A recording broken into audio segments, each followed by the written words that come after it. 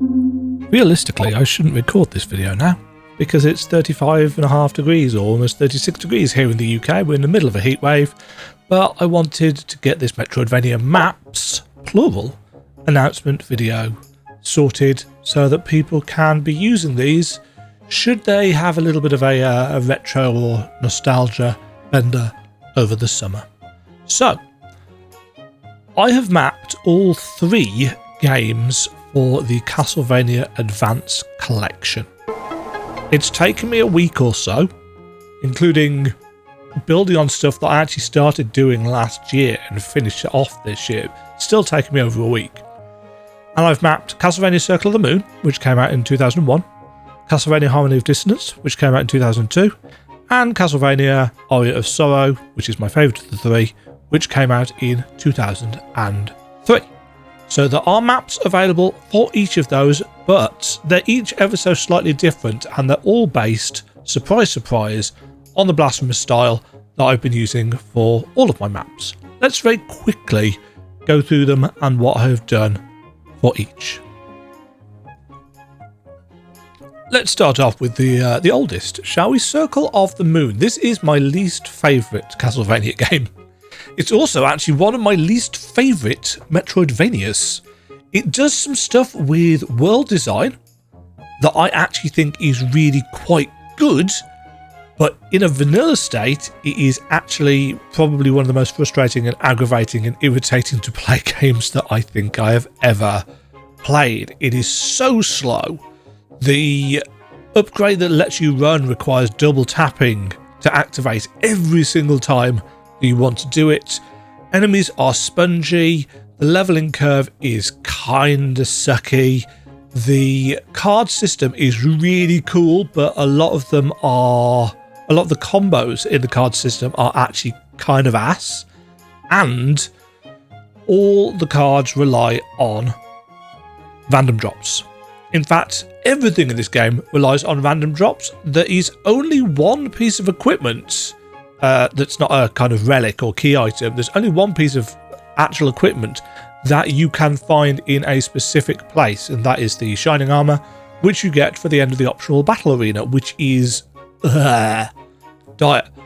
One of the biggest issues that I've got is that, especially in the later game, the final boss, the penultimate boss, and the battle arena have got no save points anywhere near them. Fortunately, in the Advanced Collection, you do have the built-in ability to use save states. Just be careful with those, however, because they can crash the game, I noticed, which was rather annoying. Circle of the Moon is actually quite a linear experience. So linear, in fact, that I've actually, at the bottom of this map, just written what the flow is for the game, because that's it. There's no real way of kind of sequence breaking. Technically, yes, you can get through the underground waterway by brute forcing it if you don't use the cleansing thing to clean the water, or blood, or whatever it is, cursed water. It's red and it goes blue when you stand in it with the cleansing thing equipped. But realistically, there's not really much that you can legitimately do.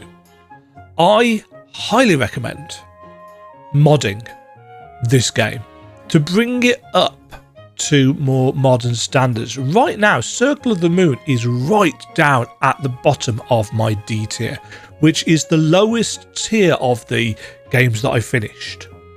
You know, I've got a tier for games that I thought were so meh that I didn't finish them, but I wanted to map this because, you know, I'm stupid.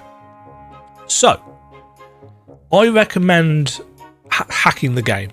Now, if you're playing on an emulator, Circle of the Moon, you can just, like with any other emulated ROM, you can just IPS patch them. There are 3 that I would recommend. They will be listed down in the description below. There's also a section on my website and on my coffee.com, post on my coffee.com, dedicated to the 3 mods that I would recommend that you install for this game. If absolutely nothing else, I would install the auto dash hack, because that means that you don't need to constantly double tap to activate the dash boots. You can just run, and that makes such a huge difference to the game feel. I've done 3 playthroughs of this game this week. It's not super long, realistically, if you know where to go and so on and so forth, or you're using cheats. The first one I did, for the most part, legitimately, and it was a horrible experience. I'll actually have some videos out on the channel because I recorded it. I discovered right towards the end that it is possible to mod the actual Castlevania Advance version. What? No. I knew that I could do it. It just seemed too complicated just when I was starting out, so I didn't bother. And honestly, I wish I had at least done it to figure out how to do the auto dashing thing, because it makes such a massive difference. There's also a definitive edition patch, or hack rather, and a card mode hack. In the document that I've left in the Google Drive, I explain what each of those does, the pros and cons of each. Use them if they take your fancy. All 3 of them can be applied to whichever version of Circle of the Moon you want to play. Well, whatever English speaking. I don't know whether it works for the Japanese ROMs, but it definitely works for the EU and North American ROMs, because I tried it on both and it worked on both. So what do we have on this map? Well, unlike a lot of the Castlevania maps, there's not actually a huge number of pickups on this map. You've got the normal relics, which you can collect, and there are the max ups for mana and health and hearts. But otherwise, most of what is on here are enemies that drop specific cards.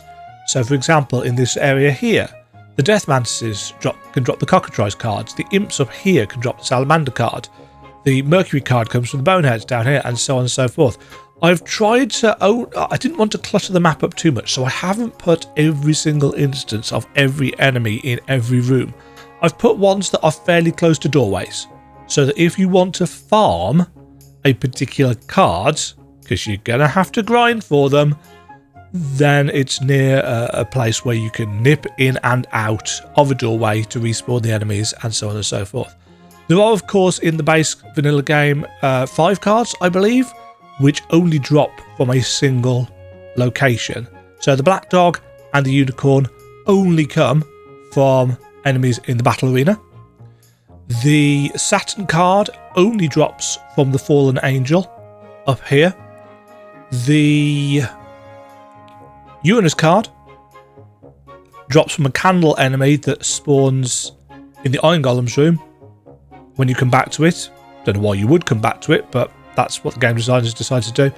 And the Pluto card is in the Cerberus room, also from a candle. They only have one place that you can get their cards. The only other thing that I've put on is the occasional barrier. So you've got the steps and the switches in the watery place. You've got the heavy ring crates. You've got the stone blocks to break through. And you've got an absolute load of breakable walls. Oh, and the Iron Maidens, of course. There's only 4 of those in the game. So all the barriers are on there. There's the normal hints that I will put on. And I put on all the sub-weapons as well. So I went and whipped every candle in every room. I don't know why I did this, but every sub-weapon location is also marked on the map as well. Secret rooms are picked out in orange just to give them a little bit more clarity, because there's always 1 or 2 rooms that you just miss and think you're looking at the map and comparing it with something else and thinking, I can't find this last 0.1%, where is it? And yeah, so they're in orange to try and make them stand out a little bit more. Now, one of the hacks for the game is called card mode. And what card mode does is that it stops enemies dropping cards and instead puts them out in the world in the place of specific max ups, so heart max, MP max, and so on and so forth. I couldn't find a map for this. I saw quite a number of people talking about it and praising this as mod, but I couldn't see a map for it. So in various places there's little dotted lines on this map, and there's a card mode label. So for example, the Serpent in card mode replaces this MP max. This Mercury card replaces that MP max. Over here, this Salamander card replaces this HP max. And so on and so forth. So all the way around the map, there are these little locations where if you're specifically playing with the card mode hack, the card will be found there as opposed to whatever would normally be there.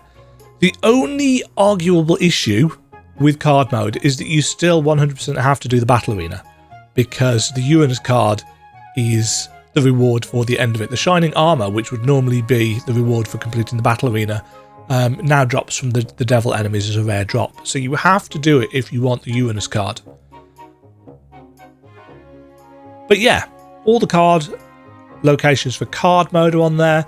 Decent farming locations for cards in non-card mode are on here. I have added extra lines and walls to the map to try and show you better the shapes of the rooms. As I said, stuff is picked out in orange for secret rooms. Everything's marked on nice and clearly. Game flow is down at the bottom. Some notes about stuff down in the bottom left. And up in the top right, which isn't really necessary because the game actually, the Castlevania Advanced version of the game, actually has this info in the encyclopedia in-game. But we've got all of the different bits and pieces for the DSSS card combos as well. That is the Circle of the Moon map. As I said, very low on my tier list personally for the things that I like and dislike in Metroidvanias. Reminder, if you want to know what those are, head to demajen.co.uk. I have an entire page on my Metroidvania likes and dislikes, but this has contact damage, it has healing via consumables. In fact, it has healing via consumables, but they barely ever drop, and they heal for basically F all. In fact, one of the things the card mode does is instead of having enemies drop the cards and putting them out in the world, enemies drop meat instead. So you actually do get a better supply of healing should you need it, which kind of in some ways balances out the fact that some of the powerful combos you've got to wait till later in the game than you would otherwise have to get.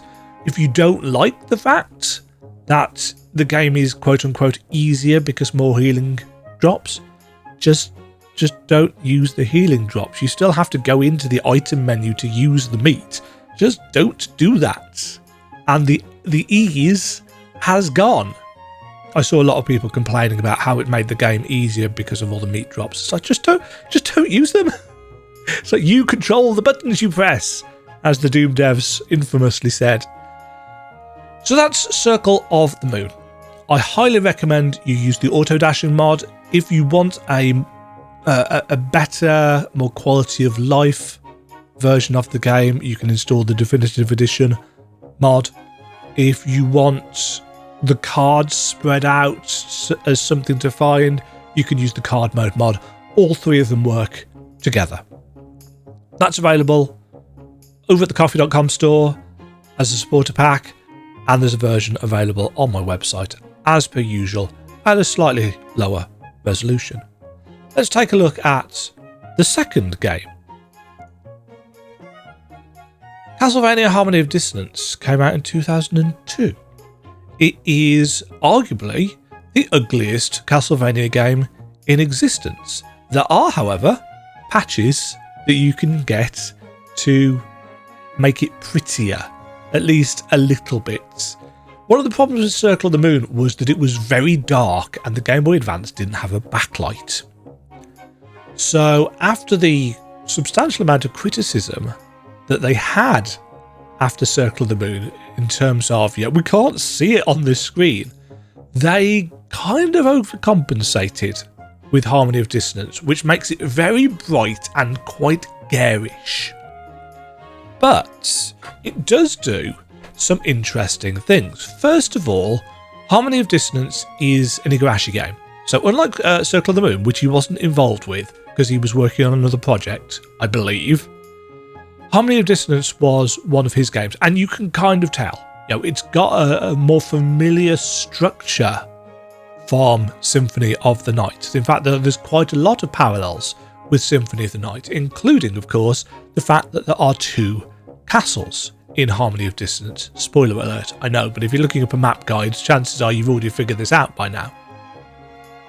Castle A and Castle B, however, are connected in a way that Symphony of the Night's Upside Down or Reverse Castle were not. There's actually 2 parallel castles in Harmony of Dissonance, and for the first probably half of the game, when you use the warp rooms, you don't necessarily realise that you're actually warping between a kind of good version of the castle and a darker version of the castle.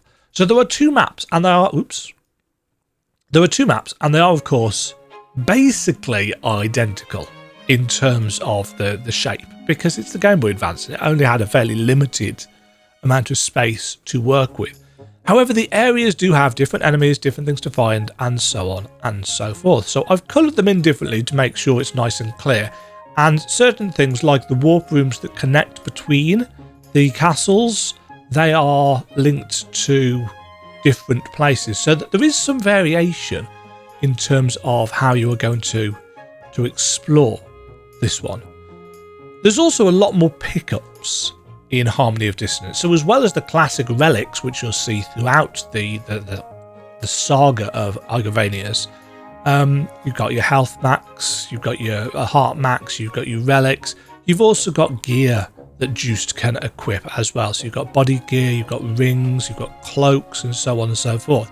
You've also got different whip attachments that you can find, or different spell books to add different attributes to your sub-weapons, if I remember correctly.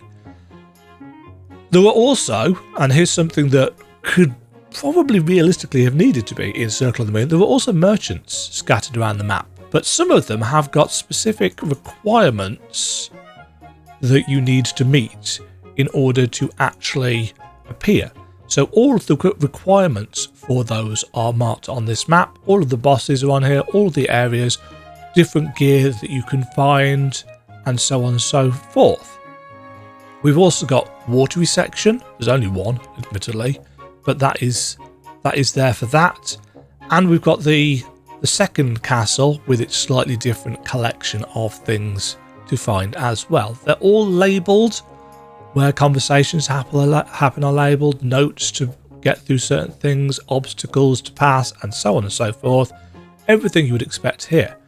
Unlike Circle of the Moon, which only has one ending, as far as I'm aware, there are technically 3 endings to Harmony of Dissonance, though there's kind of a slightly different 4th ending if you get all of the furniture.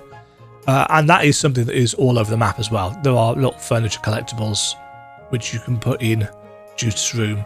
So they are all marked on as well. Also marked on is the full list of stuff that is available in the merchant shop and where it is. I don't have a huge amount to say about Harmony of Dissonance. It was certainly a faster game to get around. That's clearly some feedback that they had from Circle of the Moon. Juice can backdash and forward dash, and you will be spamming that basically for the entire game. You will probably be kind of sick of the sound that he makes. It's an ugly game, but you can patch it so it looks better. Again, links to that kind of stuff down in the description below. Where can you get the map? The usual places. Coffee.com for the really high-res, high-quality version, free version in the Google Drive, over at demajen.co.uk. Everything is, as always, linked there. Finally, the Aria of Sorrow map. Aria of Sorrow is my favourite of the 3 games in this collection. I actually started putting this map together back in 2025, and I didn't finish it for some reason. So when I got to this one, this was the second of the 3 that I've done recently. So I did Harmony first, then I did Aria, and I finished Circle of the Moon this morning. So I'd already done a good chunk of stuff on this one. Again, a very traditional single castle layout for this particular game, but it's got a few more gimmicks, because on this particular one, you have to, in this particular game rather, you have to collect the souls of enemies. And so whilst it retains things like equipment So Soma can use different weapons. Juiced is limited to just whips in Harmony of Dissonance, but Soma can actually use different swords or spears. So all of the different weapons that you can find out are marked on here. All of the healing items, all of the gear that you can wear, all of the accessories that you can wear, all of the bosses that you can fight. But there are also specific souls in little lamp type thing locations for specific metroidvania powers, which you can find all over the map as well. So these are all marked on, as well as areas of water, which you'll need specific souls to get through, and how to get to them. We've also got a map of the Chaotic Realm up in the corner, all of the different ways that you can get through the floating gardens, and so on and so forth. Very, very straightforward, realistically. But one thing about Aria of Sorrow, in fact, the kind of big... Oh, there's endings at the top as well. And the big thing about Aria of Sorrow is that you collect souls. So you need to know where the enemies are, because if you haven't got a particular enemy's soul, you need to go and find it. So at the bottom here, I have got a list of all 113 enemies in the game, the soul and soul type that it drops, and where you can find them. And if that isn't enough information like that, I also, very stupidly, did this. This is the Castlevania Aria of Sorrow enemy souls map. I went through every single room in the game and wrote down what enemy appeared in each room. This doesn't have the kind of lantern style souls, so it doesn't have the glide and so on and so forth. This is specifically for, I need to know where an enemy is so I can go and farm it. And you'll see from the fact that certain things are kind of in slightly weird places that this is made on the same map. In fact, let me show you the combined map, because this might make things a bit clearer. So there is a combined version of the map, which has got all of the souls on. They're slightly faded out so they don't obstruct too much, but it's got the items on as well. So everything is on there, and it looks a real mess. It's a real mess. It's got a lot of text on it, but the only other map like this that I could find was one of those maps that had got a load of icons and a key at the bottom to tell you what those icons mean, and I have always found those kind of slow and infuriating to use. So I actually much prefer having stuff like this. Yes, it's messy. Yes, it's covered in text, but actually it's much faster for finding, I want to know where to fight gargoyles. They're here. So if I want to say find, I don't know, the Manticore soul, I can go down here and say, okay, Manticore gives us the ogre form. You can find that in the chapel as a boss or in the floating gardens. So we go to the floating gardens, can't find any Manticores there. But there's one up there. And I think that's actually it, isn't it? There's not many Manticores in the game. So that's how I would use this if you want to farm specifically for some souls, rather than having to try and check a key or try and figure out, well, there's this icon and it's a pointing left green triangle. Where can I find those? Just figure out what you're missing, look at what area it's in, and then go to the area, and you should fairly quickly be able to find the room. It's messy, but I kind of had fun putting it together. It gave me something very specific to focus on as it was starting to heat up here in Britain. It was just as the heat wave was starting to hit. So it wasn't super hot. It was within my range of tolerance. It's like, okay, I can work with this, but I need something to concentrate on so I don't think about it getting warm. Here we go. So that is the Castlevania Aria of Sorrow Everything map, or there's the Basics map, or there is the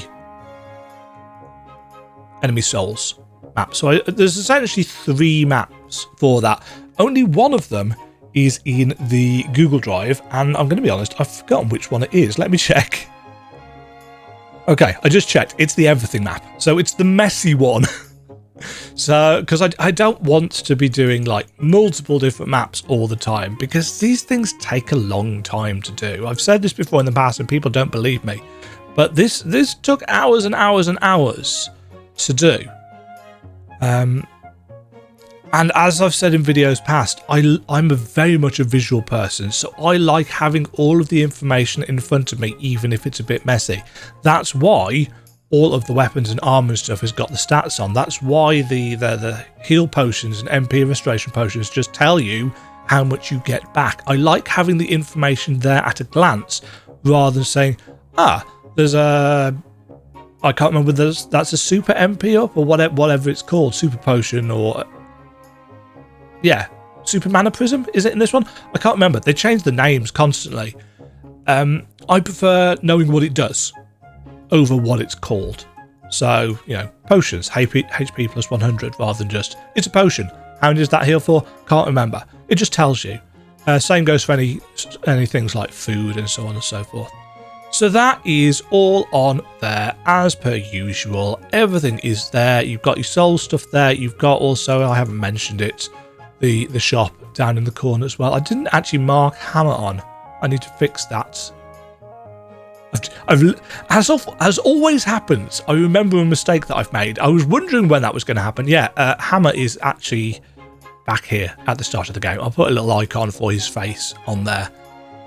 But otherwise, that is the Aria of Sorrow map, the Aria of Sorrow Soul map, the Aria of Sorrow Basics map, the Castlevania Harmony of Dissonance 200% map, and the Castlevania Circle of the Moon plus Circle of the Moon card mode notes map. And that has been a substantial video. In order of recommendation, I would recommend them in reverse order in terms of which I think is best to worst. So Aria of Sorrow is the best of the 3. Harmony of Dissonance is maligned, but actually I found quite enjoyable.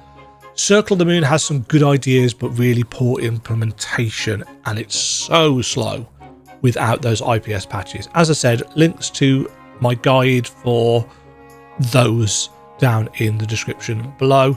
Links to the shop also down there. Links to the website and so on and so forth. It's all there. If you've used any of my maps before, you'll know this. If you've made it this far in the video, chances are you are vaguely interested in all this kind of stuff anyway, and have probably watched my videos before. I'm going to go because it's 31 degrees in here and I need to put my fan back on. I had to turn it off because I think my microphone will pick up the sound. So there we go. Hopefully you enjoy those. Thank you very much for watching. Thank you very much for the support. If I have missed anything, or you have any questions about any of the maps, or you think there's something that I should put on, or so on and so forth, as always, let me know in the comments below. That means I have now covered the Castlevania Advance Collection, Circle of the Moon, Harmony of Dissonance, Aria of Sorrow. I have mapped the Castlevania Dominus Collection, which was Dawn of Sorrow, Portrait of Ruin, and Order of Ecclesia, which is my favourite. And I've mapped Castlevania Symphony of the Night.